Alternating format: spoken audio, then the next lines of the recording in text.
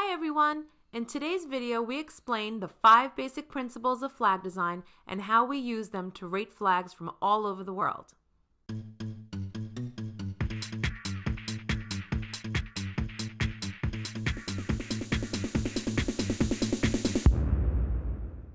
Our channel reviews flags and we give each flag a score out of 10. We use 5 basic principles which were written by Ted Kaye in his book Good Flag, Bad Flag. We give a score out of 10 for each principle, and at the end we calculate the average of the 5 scores to give the overall final score out of 10. Let's explore each of the 5 principles in detail. Principle 1 is to keep it simple. As Ted Kaye states, a child should be able to draw the flag from memory. Flags are not meant to be great works of intricate art. They should have a simple design and be recognizable at great distances, or when a flag is recreated with limited space, for example in a book, on a website, or on lapel pins. Simple designs include bicolor and tricolor stripes, both horizontal and vertical, and even diagonal. Many flags are charged with fairly simple geometric shapes, such as stars and circles. Some use more complicated designs that test this principle, while others completely break the rule with designs that should never be used on a flag. When scoring a flag on this principle, we go back to the idea of being able to draw the flag from memory. While getting a flag exactly correct is extremely difficult most of the time, the general features of the flag is what's most important. Principle 2 is to use meaningful symbolism. Unless you already know the flag's meaning, this principle is usually not obvious just by looking at the flag. For country and other territory flags, the flag elements should have meaning that relates to the place and its people. Sometimes certain colors can represent things that relate to that color, such as red representing war and bloodshed. Blue often represents the sky or bodies of water. White often means peace or purity. Some flags have more specific features that are unique to them.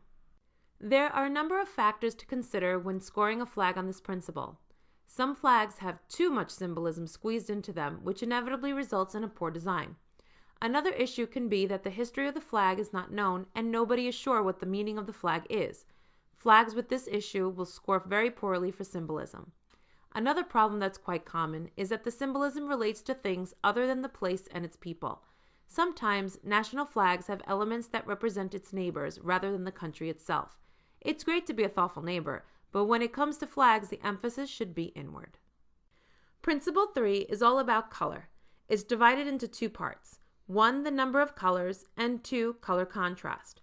According to Ted Kaye, a flag should use 2 or 3 colors. Using 4 or more colors makes the flag more complicated than it should be, and being overloaded with color will make the flag look garish. At the other end of the spectrum, using just 1 color is a terrible idea. For example, the former flag of Libya. Also, it's best to stick with the standard set of 6 colors. These are red, white, blue, green, yellow, and black. Regarding contrast, dark colors should border light colors. Where 2 dark colors meet, or where 2 light colors meet, there's a problem with contrast and the border area between them can look unattractive and poorly defined. If it involves simple stripes, then the flag may still look okay. But where contrast becomes a major issue is when design features such as stars have poor contrast with the colors surrounding it. In terms of scoring a flag for this principle, we use a simple formula for the number of colors. A flag loses 1.5 marks for every color more than the maximum recommended of 3. For example, a flag with 4 colors will lose 1.5 marks, and a flag with 5 colors loses 3 marks. In addition, a flag will lose 0.5 marks for every color that's not part of the standard set. Just to be clear, these marks refer to this principle and not the overall final score. For example, if a flag loses 5 marks for this principle, that translates to losing 1 mark for the overall final score of the flag. With contrast, a flag will lose marks depending on the severity of the contrast. If it interferes with an important design element, it will lose a lot of marks. The size of the contrast area is also a factor. A flag that has a small area of a contrast clash will not lose many marks compared to a flag that has a large area of a contrast clash. Principle 4 states that no lettering, seals, or coat of arms should be used. Lettering is a big no-no. Using writing defeats the purpose of the flag being a visual symbol. If a flag feels the need to use lettering, then it has failed badly with symbolism. Seals are meant to be used on paper, not flags. Coat of arms are almost always complicated in design and should never be used on flags. Scoring flags on this principle is usually straightforward. A flag that uses writing will always score 0. For seals and coat of arms, this is also typically the case. However, there are flags that use certain parts of seals and coat of arms and simplify them to use on the flag. These flags will often salvage some marks, and the number of marks they receive depends on how much they've simplified the design. Principle 5 is to be distinctive or be related. Now this may sound a little confusing and maybe even contradictory at first, but let us explain. Like our color principle, Principle 3, this can be broken into 2 parts. So the first part is to be distinctive. In other words, the flag should not be confused with any other. It must be unique and easily recognizable as the flag of the entity it belongs to. So what about the second part, being related? Flags can bear similarities to each other while still being distinctive. They can have similar colors and shapes. Many national flags are similar to others, especially flags of neighboring countries. Having related flags can create goodwill and a sense of common ideals among nations.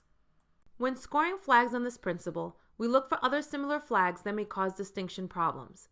For national flags, we stick to comparing the flag being reviewed to other national flags. For example, if a national flag looks similar to a territory flag, it won't be judged against it. If 2 national flags look very similar, the older flag will not lose marks, but the newer one will. The number of marks lost will depend on the degree of similarity. If a flag uses writing or a complicated design, such as a coat of arms, to distinguish itself from another, then it will lose marks. To sum up, being distinctive is what's most important. While it's nice to have similarities to other flags, while still maintaining distinctiveness, no extra marks are awarded for this. So that was our overview of the 5 principles of flag design and how we use them to score flags. While we have precise methods for marking certain parts of principles, all of the principles are open to interpretation and debate. Our goal is to score the flags as fairly and consistently as possible and to keep our personal tastes and biases to a minimum. Explore our channel and watch reviews of flags you're interested in. We welcome opinions and discussions in the comments section. If you like what we do, please subscribe to our channel. Thank you for watching.